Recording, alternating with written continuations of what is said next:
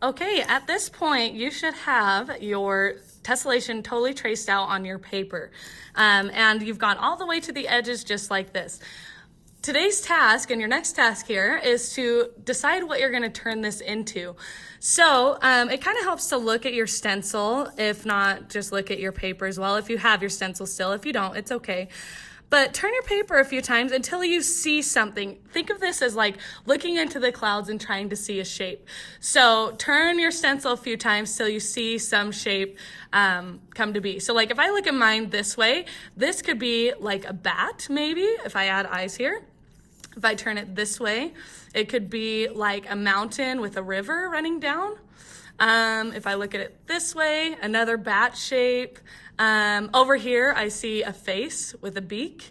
And maybe these are like wings back here. So you do this to your shape. Keep turning it. If you have no ideas, ask your family, ask someone around you, say, okay, what do you see this as? And see what ideas come to mind.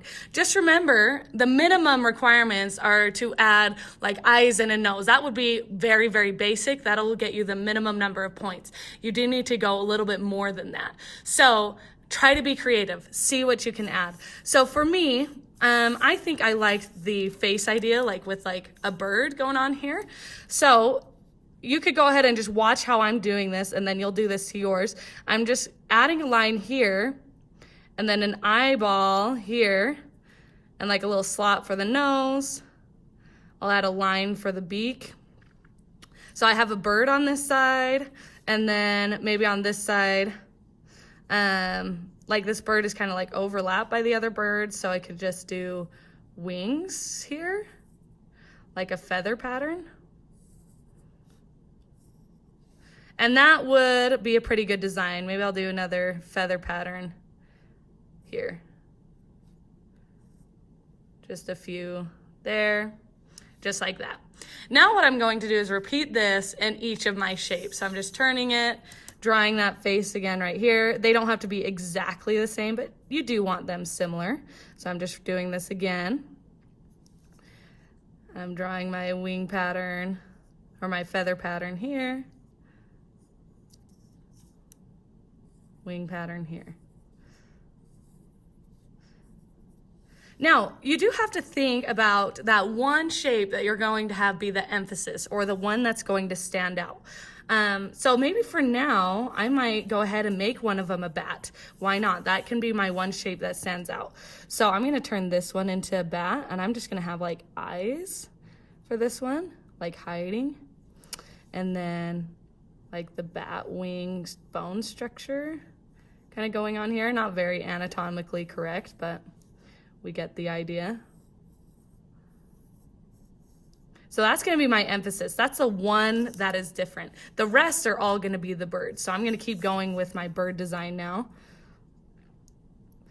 So you can keep watching this while you think of your design, or if you know your design, start working on it. Just remember, the minimum required is having like an eyes and a nose or something like that. But that's not going to get you full points. That's just like very basic, the basic amount of points that you'd get.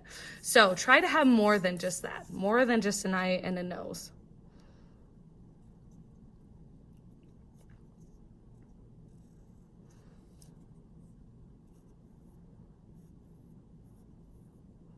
And I'm trying to have them be as close to each other as I can. They don't have to be exact to each other, but they should look very similar. It's going to get tricky with these ones that are kind of going off to the side, but just do your best.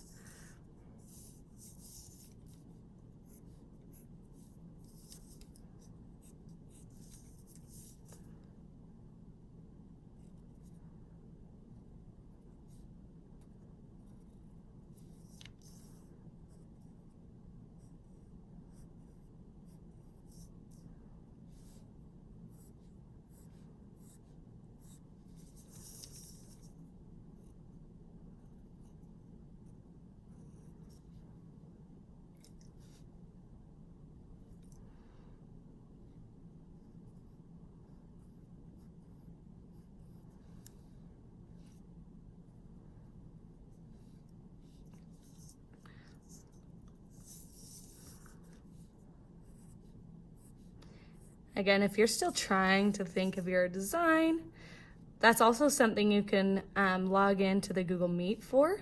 If you want to show me your stencil that is all traced on your paper, and I can help you brainstorm ideas. So if you really are like, I have no idea what to turn this into, just hop onto our Google Meet. Make sure you check the schedule that's at the bottom of this page, and you can log in there. But if you're good with your design and you think it looks fine, you don't really have to log into the Google Meet. That is just totally optional if you need help.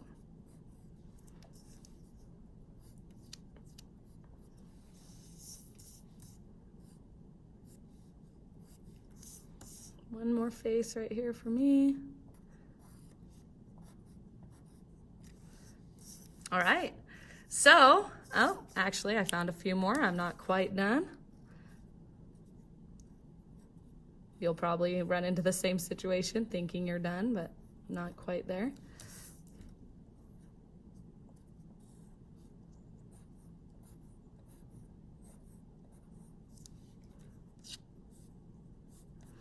All right, so when you do finish with your design element, you are going to post a picture of this to Padlet. Instructions and where to find that are just below this video, so make sure you do that. And then you are done for today, so you can call it good for Art 1 and hop in tomorrow for your next instructions.